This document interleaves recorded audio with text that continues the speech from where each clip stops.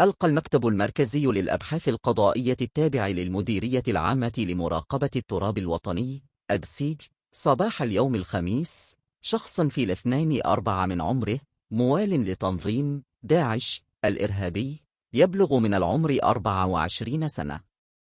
وذكر المكتب المركزي للأبحاث القضائية في بلاغ له أن المعني بالأمر ينشط بمدينة سلم ويشتبه في تورطه في التحضير لمشروع إرهابي بغرض المساس بالنظام العام بعدما أعلن البيعة للتنظيم الإرهابي.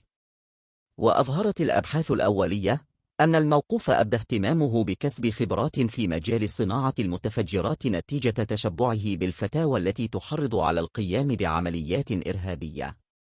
وبالموازاة مع مشروعه الإرهابي، يضيف المصدر ذاته، قام المعني بالأمر بربط اتصالات مع وسطاء داعش بهدف تسهيل التحاقه بأحد فروع هذا التنظيم بمنطقة الساحل جنوب الصحراء. وقد تم الاحتفاظ بالمشتبه فيه تحت تدبير الحراسة النظرية رهن إشارة البحث القضائي الذي يجريه المكتب المركزي للأبحاث القضائية تحت إشراف النيابة العامة المكلفة بقضايا الإرهاب، وذلك لكشف كافة الأنشطة المتطرفة المنسوبة له وتدقيق ارتباطاتها لمحاتم مع مختلف للتنظيمات الإرهابية.